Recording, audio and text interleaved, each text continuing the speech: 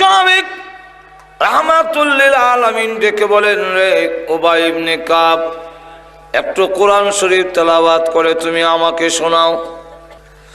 উবাই ইবনে কাব রাদিয়াল্লাহু আনহু বলেন, ইয়া রাসূলুল্লাহ, ইয়া হাবিবাল্লাহ, ও আল্লাহর নবী, যাকে কোরআন শিখাইছেন স্বয়ং আল্লাহ এবং যার কাছে কোরআন নাজিল হয়েছে সেই নবীকে আমি তেলাওয়াত করে শোনাবো। একটি সূরা আছে, সূরা লুকমান। একটু জোরে কোন? লুকমান একজন ব্যক্তির নামকরণে একটি সূরার নামকরণ করা হয়েছে। এই ব্যক্তিকে যার নামে সূরার নামকরণ করা হইল, স্বয়ং আল্লাহ রাব্বুল আলামিন তার কোরআন শরীফের মধ্যে তার নাম আনলেন। তার নামে ডাইরেক্ট আয়াতের মধ্যে তার নাম আছে এবং ওনার নামে সূরাটার নামকরণ করা হইল। সেই ব্যক্তিকে যেখানে সাহাবাই কালামের মধ্যে আবু বকর সিদ্দিকের নাম কোরআনে নাই, ওমরের নাম কোরআনে নাই, উসমানের নাম কোরআনে নাই, আলীর নাম কোরআনে নাই, শুধু একজন সাহাবীর নাম কোরআন শরীফে আছে। ফালাম্মা কাদা যায়েদ রাদিয়াল্লাহু আনহুর নামটা কোরআন শরীফে আছে। আর না হয় কোনো সাহাবীর নামও আল্লাহর কোরআনে আনে নাই। সাহাবীদের কথা আছে কিন্তু তার নাম নাই, কোরআন শরীফও নাই। যেমন এক সাহাবী, ওনার নাম উবাই ইবনে কাব রাদিয়াল্লাহু আনহু। উনি কোরআন 7 ভাবে পড়া যায়। কয়ভাবে? 7 ভাবে। যেমন আমরা ওয়াদুহা ওয়াল লাইলি ইযা সাজা পড়ি, এরকম ঠিক না? এক সাহাবী পড়তেছে, والضحى والليل إذا سجى ما ودعك ربك وما قلى।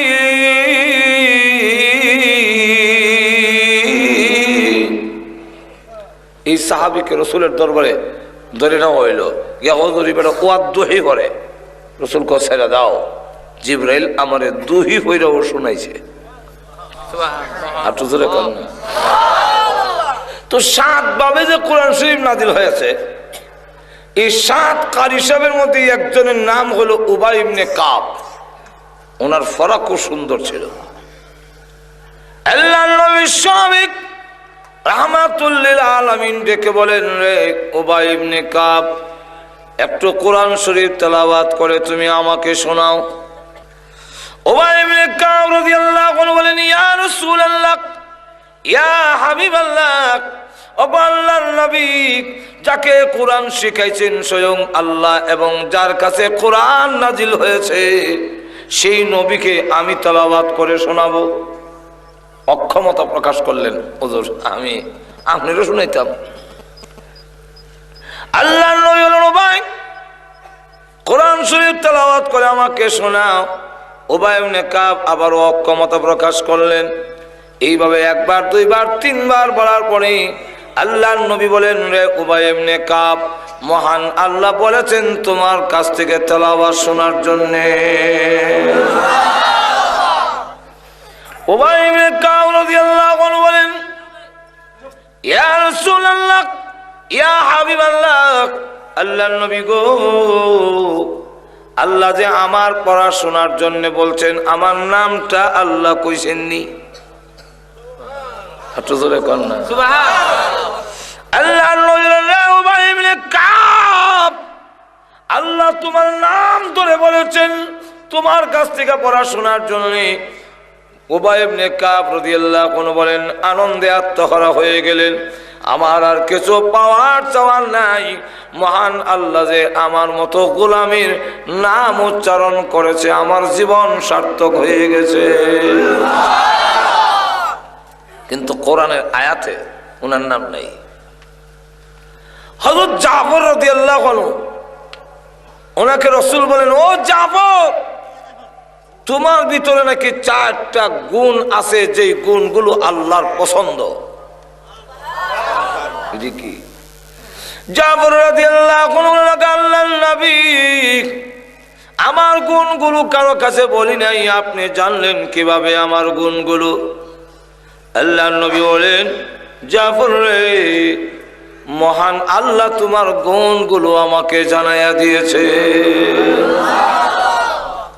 জাফর রাদিয়াল্লাহু আনহু বলেন, ইয়া রাসূলুল্লাহ, আপনাকে বলে দিয়েছেন, আল্লাহ রাব্বুল আলামিনকে আমার নাম বলেছেন। আল্লাহ রাসূল বলেন, রে জাফর, মহান আল্লাহ তোমার নাম ধরে বলেছেন, তোমার কাছে যে গুণগুলো আছে।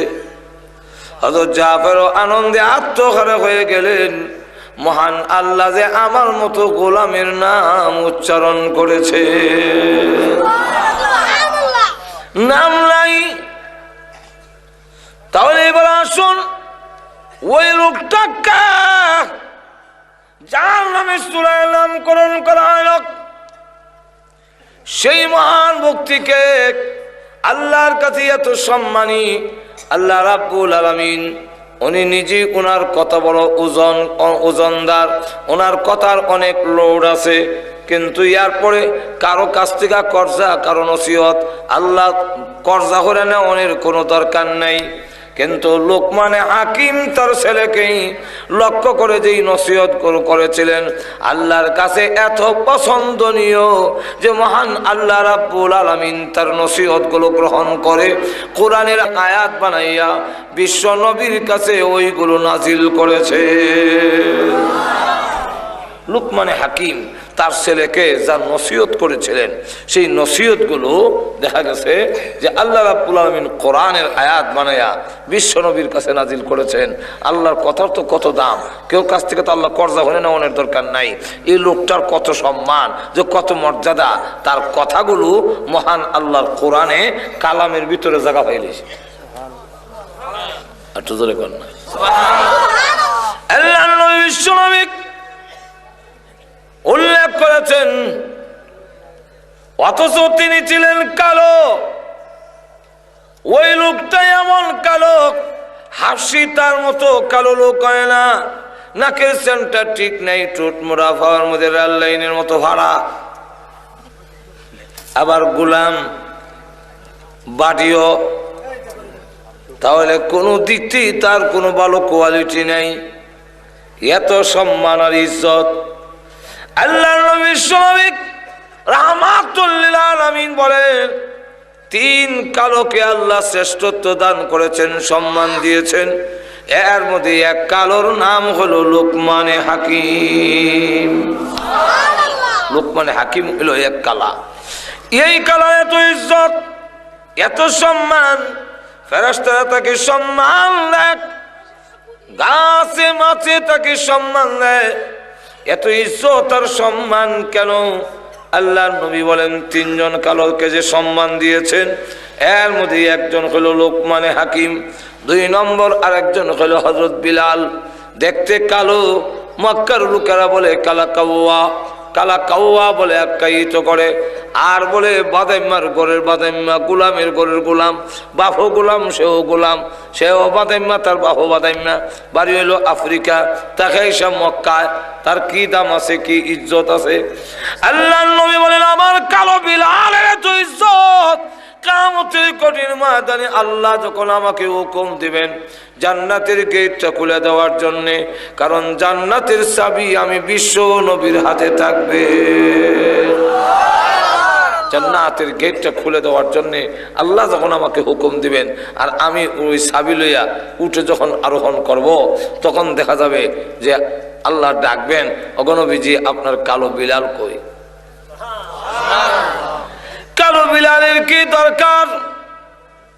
ওই সময় কালো বিলালকে বলা হবে নবীজি উটের উপরে, আর কালো বিলাল নিচে থেকে উটের লাগাম ধরে।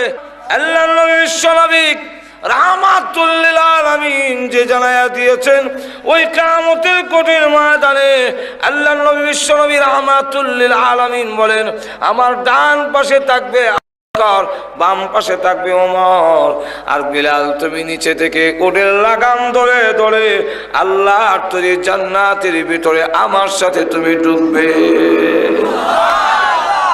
যদিও কালো, কিন্তু তার কত ইজ্জত, কত সম্মান, জোরে কোন ঠিক কিনা? আরেকজন কালার নাম হলো মাহজা।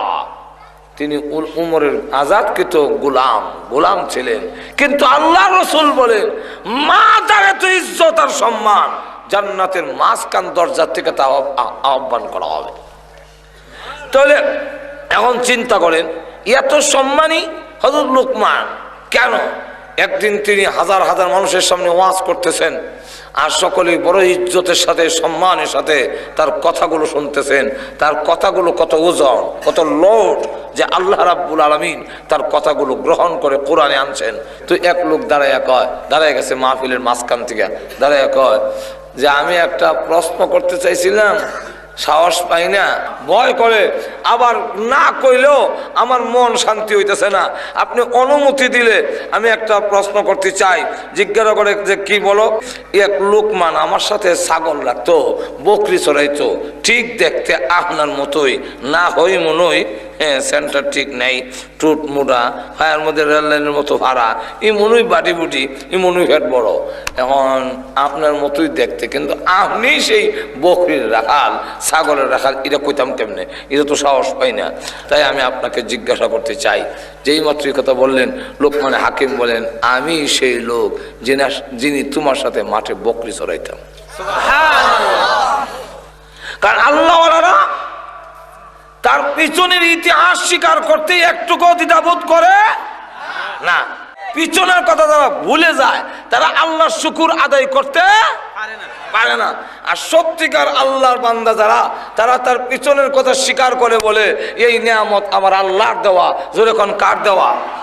আরো জোরে আওয়াজ দিয়ে বলুন, কার দেওয়া? খলিফাতুল মুসলিমিন ওমর রাদিয়াল্লাহু আনহু, তিনি দেখা যায় ওই অবস্থা ছাড়াতে পারেনি। তিনিও একটি মাঠ দেখে চোখের পানি ছেড়ে দিয়ে কাঁদলেন। লোকেরা জিজ্ঞাসা করে, ওমর, এই মাঠটা দেখে আপনি চোখের পানি ছেড়ে দিয়ে কাঁদলেন কেন? উনি ডাক দিয়া বলেন, আমি ছিলাম এই মাঠের একজন রাখাল, আমার কোনো ইজ্জত সম্মান ছিল না। আমার আব্বা আমাকে চট দিত আর বলতো, ওমর রে, তোর মাথার মধ্যে উডের লেদা সেনাইলো কেমনে? মাথার লেদাই তোকে লেগে। আব্বা, ওই গরমের সময় যে সময় রোদ উঠে, এই সময় উডের ভিসে গিয়া ছায়ার লেগে বয়ে তাই, আর উডে মাথার লেদা সেনা আমার উড়ে দেয়। তো আব্বা চট দিয়া হা, লম্বা একটা ফুল আমার আল্লাহ দিল, এটার আকুল বুদ্ধির লেশো নাই।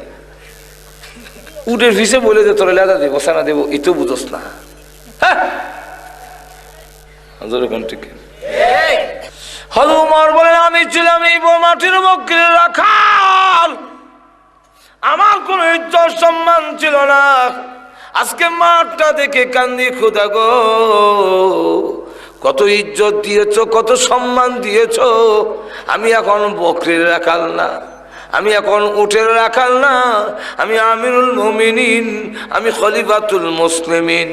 আমি উমরকে এত ইজ্জত দিয়েছো, আমার আঙ্গুলের ইশারায় অর্ধেক পৃথিবী পরিচালিত হয়। এখন আমার আঙ্গুলের ইশারায় চলে। সুতরাং আমার এই জিনিসটা ইয়াদ থাকলেই শুকরিয়া আদায় করতে সুবিধা। আর পিছের কথা যখন বুঝলে যায়, তার জবান দিয়ে আল্লাহর শুকুর আসে না। ঠিক কর না। লোকমান হাকিম বলেন, আমি সেই লোক, যে লোক বকরির রাখাল ছিলাম, আমার কোন ইজ্জত সম্মান ছিল না। আমি কালো লোক, সামাজিক ভাবে কালো এবং গঠনদার ভালো না, সমাজে তাকে বেশি ইজ্জত দেয় না, সম্মান দিতে চায় না। আমি সেই লোক। এমনি লোকটা ডাক দিয়ে বলে, আপনি যদি সেই লোক হয়ে থাকেন, তাহলে আমি বকরির ছাগলের রাখাল রয়ে গেলাম, আপনার এত ইজ্জত সম্মান কেমনে হইলো, এই বেশ কমরা কেমনে হইলো, আমি জানতে চাই। লোকমান হাকিম বলেন, তুমি কি চাও দুনিয়া এবং আখিরাতে আমার মতো ইজ্জত আর সম্মানের অধিকারী হতে? আপনারা চাইতেন না? দুনিয়া এবং আখিরাতে আমি সম্মানী হই, এটা আপনারা চাননি? আরো জোরে কন। লোকমান হাকিম যেই মাত্র বলেছে, সেই লোকটা ডাক দিয়ে বলে, হ্যাঁ লোকমান হাকিম, আমিও তোমার মতো দুনিয়া এবং আখিরাতে সম্মানিত হতে চাই। লোকমানে হাকিম বলেন, যে সমস্ত গুণের কারণে আমাকে আল্লাহ এত সম্মান দিয়েছেন, সেই গুণগুলো তুমি অর্জন যদি করতে পারো, জেনে রাখো তোমারও সম্মান দুনিয়া এবং আখিরাতে বেড়ে যাবে। তুমি যদি আমার মতো সম্মানী হতে চাও, তো যেই সমস্ত গুণগুলো আমি অর্জন করছি সেই গুণ তুমি অর্জন করো, তাহলে দুনিয়া এবং আখিরাতে তুমি সম্মানিত হইবা। এই গুণগুলো কি? গুণ হইল 9টা। যেরকম কয়টা? 9টা। কইতাম নি? 1 নম্বর চোখ দৃষ্টি নিচের দিকে রেখ। কোন দিকে? কেন? আল্লাহ বলছে, قل للمؤمنين يغضوا من أبصارهم। হে রাসূল, আপনি মুমিন পুরুষদেরকে বলুন তারা যেন দৃষ্টি নজর নিচের দিকে রাখে। নারীদেরকেও বলুন নজর নিচের দিকে রাখো। গেল 1। ثم لآتينهم من بين أيديهم ومن خلفهم وعن أيمانهم وعن شمائلهم।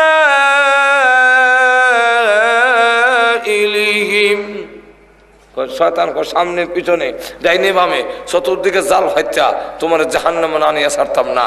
তাহলে 1 নম্বর হলো চোখের হেফাজত, 2 নম্বর হলো তোমার মুখটারে হেফাজত করো, জবানটারে কন্ট্রোল করো, মিথ্যা কথা কইও না, পরের বদনাম করো না, এই ইয়ে দিয়া জবানটারে দিয়া হারাম খাইও না। জবানটারে যদি তুমি বন্ধ রাখতে পারো, জবানকে তুমি যদি হেফাজত করতে পারো, তোমার সম্মান বাড়বে ছাড়া কমবে না। 2 নম্বর আলাক জবান বন্ধ করো, প্রয়োজন ছাড়া কথা বলো না। যদি তোমার জবান কন্ট্রোল করতে পারো, জেনে রাখো ওই জবানে মহান আল্লাহর নাম যদি জারি রাখো, বেহুদা কথা বলো না। আল্লাহ আল্লাহ যখন করো, আল্লাহর জিকির আজকার করতে থাকো। আল্লাহর রাসূল বলেন, কিয়ামতের কঠিন ময়দানে তুমি হাসতে হাসতে আল্লাহর তৈরি জান্নাতের ভিতরে প্রবেশ করবে। এখানে আলোচনা করতে গেলে 1 ঘন্টা লাগবে, রাখলাম। গেল 2। 3 নম্বরটা হইল তোমার লজ্জাস্থান হেফাজত করো, শরমগারে তুমি হেফাজত করো। যদি করতারো তাহলে আল্লাহ রসুল বলেন, জবান আর শরমগার যে হেফাজত করব, আমি রসুল তারে জান্নাতে নেওয়ার জিম্মাদার হয়ে গেলাম। গেল 3টা। যখন কয়টা? 4 নম্বরটা হইল ওয়াদা পূরণ করো। কারোর সাথে ওয়াদা করলে ওয়াদা পূর্ণ করো, নাহলে দাম থাকবে না। গেল কয়টা? আর এখন কয়টা? 60টা। 5 নম্বরটা হইল হালাল রুজি রোজগার সামান্য যদি হয়, এর উপরে সন্তুষ্ট থেকো। আলহামদুলিল্লাহ, যাক কষ্ট হইব, আমার হালাল রিজিক যা আছে তা হইলে আছে। হালাল খাবারের মাধ্যমে অন্তরের যে নূর পয়দা হবে, এই নূরের দ্বারা তুমি মহান আল্লাহর মারিফতের মজা লাভ করতে পারবে। কত হইল? 5টা। এখন নেন কয় নম্বর? 6 নম্বর। সত্য কথা বলবে, হকের উপরে থাকবে না, হকের কাছে যাইও না। হকের উপরে যদি তুমি থাকো, যত নির্যাতন আসুক, সকল নির্যাতন সকল বাধার মোকাবেলায় তুমি যদি ইস্তেকামতের সাথে হকের উপরে থাকতে পারো, যে মৃত্যুর সময় আল্লাহ তোমাকে সালাম দিবেন। আর কোন জায়গায় আছে মেহমান দেখলে আরো কিছু বেজার হইয়া, হ্যাঁ কয়েকদিন আগে আইসলেন থাকলেন না, আর ওখানে দেখা যায় বাপসা থাকতেন না, আরেকদিন আইলে কিন্তু আর ছাড়তাম না, আর আজকে বিদায় করে দিলেছে মাজর এখন ঠিক না। মেহমানের ইজ্জত কইল, পয়গম্বরের সুন্নাত হলো মেহমানকে ইজ্জত করা। আল্লাহর পয়গম্বর ইব্রাহিম আলাইহিস সালাম মেহমান ছাড়া তিনি খাইতেন না। একবারে 3 দিন হয়ে গেছে, রাস্তায় গিয়ে দাঁড়ায় থাকে, কোনো মেহমান নাই, মেহমান ছাড়া তিনি খায় না। আল্লাহ ডাক দেন, জিবরাইল 12 জন ফেরেশতা নিয়ে যাবা কওমে লূতকে ধ্বংস করার জন্য। তো আমার ইব্রাহিমের বাড়ি হয়ে যাইও, তোমাদেরকে মেহমান মনে করে খাবারের আয়োজন করবে, আমার ইব্রাহিম নবীকে খাওয়াইয়া তারপরে যাইও। এখন ইব্রাহিম আলাইহিস সালাম 3 দিনের ক্ষুধার্ত, খাওয়া শুরু করছে, মেহমানের সাথে কথা কয় আর খায়, কিন্তু মেহমানরা তো হাত বাড়ায় না, কারণ ফেরেশতা তো ওরা তো খায় না, খালি ঠেলে ঠেলে ইব্রাহিম নবীরে দেয়। আর পর্দার আড়াল দিকে হযরত সারা তিনি দেখতেছেন যে মেহমানে খালি ঠেললে ওনার দিকে ইব্রাহিম নবীর দিকে দেয়, মেহমানে খায় না, মেহমান স্পর্শ করে না। তখন ডাক দিয়া কয়, ও স্বামী, আপনার মেহমান দি খায় না কিতা? হ্যাঁ খায় না। ওখানকে মনে হয়েছে আপনার কি জাল বেশি গেছে, লবণ বেশি হয়েছে, খান না কেন, পেরেশান হয়ে গেছে। তখন জিবরাইল চিন্তা করলো, এখন যদি পরিচয় না দেই ইব্রাহিম নবীর পেরেশানি আরো বাড়বে। তখন তিনি ডাক দেয়া কয়, ও আল্লাহর পয়গম্বর, আমরা খাবো না, আপনি আমাদেরকে চিনছেন না, আমি আল্লাহর রহমতের ফেরেশতা জিবরাইল, আপনাকে খাওয়াবের লেগে আইছি। কোরআন শরীফ ঘটনা আছে। যাক, কটা হইল? 7টা। 8 নম্বরটা হইল, এমন কথা কইও না এবং কাজ করো না যে কথা আর কাজে পরকালে কোনো উপকারে আসবে না। একটু জোরে কর না। কটা হইল? আরো জোরে কর। 8টা। 9 নম্বর, যখন কয় নম্বর? 9 নম্বর, প্রতিবেশীর খোঁজ খবর রেখ। প্রতিবেশীর খোঁজ খবর যদি নিতে পারো, প্রতিবেশীর কাছে, মহল্লার কাছে তোমারও দাম বেড়ে যাবে, মহান আল্লাহ রাব্বুল আলামিনের কাছেও তোমার ইজ্জত বেড়ে যাবে। লোকমান হাকিম বলেন, তুমি যদি আমার মতো হতে চাও তাহলে এই গুণগুলো অর্জন করে নাও। এখন আসুন, লোকমান হাকিম উনি যে ওনার ছেলেকে লক্ষ্য করে যে নসিহত গুলো করেছিলেন, ওনার ছেলেকে আল্লাহ কোরআনে তা তুলে ধরেছেন। একটা হলো আল্লাহর ভাওনা, আর একটা হলো বান্দার ভাওনা। প্রথম নম্বরটা হইলে আল্লাহর ভাওনাটা সবচাইতে বড় না ছোট? আরো যখন বড় না ছোট? আল্লাহর পাওনা সবচাইতে বড়। এই কারণে আল্লাহ রাব্বুল আলামিন প্রথমে তুলে ধরছেন যে লোকমান হাকিম বলেন, ওয়াইয ক্বালা লুকমানু লিবনিহি ওয়া হুয়া ইয়াইযুহু ইয়া বুনাইয়া লা তুশরিক বিল্লাহ ইন্নাশ শিরকা লাযুলমুন আযীম। প্রথম নম্বরটা হইল, হে স্নেহের ছেলে, হে আদরের ছেলে, শিরিক করো না, শিরিক করো না। কারণ শিরিক হইল সবচাইতে বড় জুলুম, সবচাইতে বড় পাপ, সবচাইতে বড় অন্যায়। শিরিক কি বলে? পৃথিবীর কোনো বস্তুকে আল্লাহর সমকক্ষ সাব্যস্ত করা, আল্লাহর সমান বরাবর সমান দায়ের করা, এটার নাম হইল শিরিক। পৃথিবীর কোনো বস্তু, পৃথিবীর কেউ মহান আল্লাহর সমকক্ষ নন। আল্লাহ রসুল জানাইয়া দিয়েছেন যে গুনাহ করার মধ্যে সবচেয়ে বড় গুনাহ আল ইশরাকু বিল্লাহ, আল্লাহর সাথে শরীক করা। আর আল্লাহর করণীয় সবচেয়ে বড় হলো নামাজ। কোন বান্দা বান্দি যদি 5 ওয়াক্তের নামাজ আদায় করে আর শিরিক করে না, আল্লাহ রাব্বুল আলামিন জানাইয়া দিয়েছেন ওই বান্দার জিম্মাদার আমি স্বয়ং আল্লাহ নিজে হয়ে যায়। কিয়ামতের মাঠে ওই লোকটাকে কোনো না কোনো একটা অজুহাতে আল্লাহ তার জিন্দেগীর গুনাহ মাফ করার ব্যবস্থা করবে। এই জন্য লা তুশরিক বিল্লাহ, আল্লাহর সাথে শরীক। এরপরে বলে আল্লাহ একটু আগে বলেন, আল্লাহর পাওনা আদায় করার পরে মা বাবার পাওনাটা সবচেয়ে কেন? আল্লাহ রাব্বুল আলামিন বলেন, আমি যা দিয়েছি আমার যেমন কোনো স্বার্থ নাই রে বান্দা, তোমরা আমার ইবাদত করবে, এটা আমার কোনো স্বার্থ নয়। আমার যেমন কোনো স্বার্থ নাই, ঠিক তেমনি ভাবে মা বাবাই একমাত্র পৃথিবীর ব্যক্তি যারা তার সন্তানকে যা দিয়েছেন কোনো স্বার্থ নাই। তা আল্লাহ নবী বিশ্বনবী রাহমাতুল লিল আলামিন বললেন যে মা বাবাই একমাত্র ওই ব্যক্তি যেই ব্যক্তি তার সন্তানকে যা দিয়েছে এর মধ্যে কোনো স্বার্থ নাই। পৃথিবীর একে অন্যকে যা দেয় সবগুলো স্বার্থ আছে। শ্বশুরে জামাইরে দেয় স্বার্থ আছে, উমুকে তুমুকরে দেয় স্বার্থ আছে, মেম্বার সাহেব চেয়ারম্যান সাহেব যারা যা দেয় সব স্বার্থ আছে। এমনকি খালাম্মা তিনি যদি তার বোনের ছেলেরে বোন পুত্রে দুধেশ্বর খাওয়ায়, মামলেট খাওয়ায়, বড় আদর করে, তাহলে এখানেও সম্ভাবনা আছে আপনার মতল বোন কান্দ তুল্লা দেওয়ানের।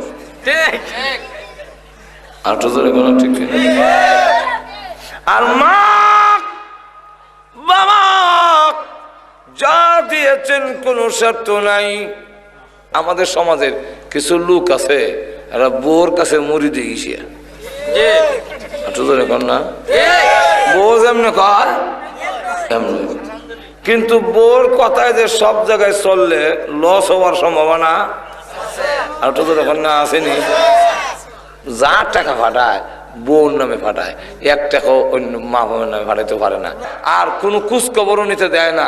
এই অবস্থায় চলছে 10 বছর। একদিন কাবাগর তোয়াফ করে আল্লাহর এক ওলির সাথে দেখা হয়েছে, জিজ্ঞাসা করে, হ্যাঁ মালিক, আমি একটি ঘটনা জানতে চাই। সেটা হলো খানায় কাবা যখন তোয়াফ করি, এত তোয়াফ করি কিন্তু কেন যেন আমার ভালো লাগে না। তোয়াফ করতে মজা লাগে না, নামাজ পড়তে কেন গো আমার ভালো লাগে না। আল্লাহর ওলি জিজ্ঞাসা করেন, ভালো না লাগার কারণ আমি তো যা বুঝি তোমার মা বাপ আসেনি, ক আছে যোগাযোগ আসেনি, ক 10 বছরের ভিতরে যোগাযোগ নাই। এমনি ডাক দিল, শোনো, আল্লাহ নবী বলেছেন মা বাপ যদি অসন্তুষ্ট থাকে ওই সন্তানের আমলনামা আসমান আর জমিনের মাঝখানে ঝুলন্ত থাকে, মহান আল্লাহ রাব্বুল আলামিনের দরবারে তা কবুল হয় না। যেহেতু পেছনের ইবাদত আল্লাহর দরবারে কবুল হয় না, এই কারণে সামনে ইবাদত করার জন্য আগ্রহ আর সৃষ্টি হয় না। যতদিন পর্যন্ত মা বাপ খুশি না হয় তার ইবাদত আল্লাহর দরবারে কবুল হয় না। এই কথাটায় দারুণ আঘাত লাগছে। এবার নিয়ত করছে দেশে গেলে বউ তা হোক আর যাক, মা বাপ না দিকাইতাম না। সময় আর 10 বছর পরে আইছি, আইয়া মনে করেন বাসুদেব বাজার নামছে, কেমনে যাইতাম একটু খোঁজ খবর লই। 10 বছরের ভিতরে কোনো খবর নাই। আর ইনি মানুষও তারা কেউ অনেকে চিনে না। ফাঁক পরের এক দোকানে গিয়ে জায়গায় কেউ ভাই ফাঁক পরের সেরা গাড়ি সামনে চিনুনি, ও চিনতাম না হলে আমরা পাশের বাড়ি। উনি আসেনি, উনি কেমন আছে, উনি তো নাই, মারা গেছে। কেমনে এবার তো 2টা চোখ নষ্ট হয়ে গেছিল, চিকিৎসা করতে পারছে না। অভাব অনটন করতে করতে আমরা গ্রামে ভিক্ষা করতে, এরপরে আমরা সাহায্য সহযোগিতা দিতে বহু চেষ্টা করে শেষে চিকিৎসার খরচ দিতে পারে নাই বলে আস্তে আস্তে দুঃখে দুঃখে পৃথিবীর থেকে বিদায় হয়ে গেছে। ছেলের অন্তরে আস্তে আস্তে আঘাত লাগতেছে। আচ্ছা, ওনার ওয়াইফের অবস্থা বলে উনিও না তাহার মতো আছে, কি তো হয়েছে বলে তারও 2টা চোখ নষ্ট হয়ে গেছে। আর গ্যাস্ট্রিক থেকে চিকিৎসা করতে না ভাইরা, এই গ্যাস্ট্রিক বাড়তে বাড়তে আলসার হইয়া ক্যান্সার হইয়া এখন মৃত্যুর মুখে পতিত লড়াই করতেছে। আমরা গ্রামের লোকেরা সাহায্য সহযোগিতা জাকাত ফেতরা দিলে এরা জান বাচ্চা আছে, এই অবস্থায় এখন আছে। এক কদম যায়, আবার পিছনের দিকে ফিরে আসে। আমি কেমন সন্তান, চিকিৎসার অভাবে আমার আব্বা মারা গেল, আমার মা চক্ষু অন্ধ হয়ে গেছে, ক্যান্সার হয়ে গেছে, এখন আমার মা বেঁচে আছে, শুধু জানটা আছে দেহের ভিতরে। আমি আমার মার সামনে যাওয়ার পরে কোন মুখে আমি মা মা বলে ডাক দিব? মা যদি বলে তোমার বাবা চিকিৎসা করতে পারিনি, পৃথিবীর থেকে বিদায় হয়েছে, আমিও মরণাপন্ন, আর তোমার এইগুলার কি দরকার? আমার আর খোঁজ খবর নিয়ে আল্লাহ কিরে বাবা, তোমার মতো সন্তানের আমার কোনো দরকার নাই। মা যদি কথা বলে তাহলে তো ঠিকই বলবেন, এক কদম যায় আবার পিছনের দিকে চলে আসে। এরকম করে করে চোখের পানি চলে দিয়া কানলে ঘরের দরজায় গিয়ে পৌঁছে মা কইয়া ডাক দিতেই মা যেখানে আরেকজনে দইরা উঠাইতে হয়, এখন দেখা যায় এমন স্পিরিট মার শরীরে এসেছে, এত মধুর ডাক কে দিলে রে? মা মা বলে কে ডাক দিলে? মা উঠে শোয়ার থেকে বিছনায় উঠে বসে গিয়েছে।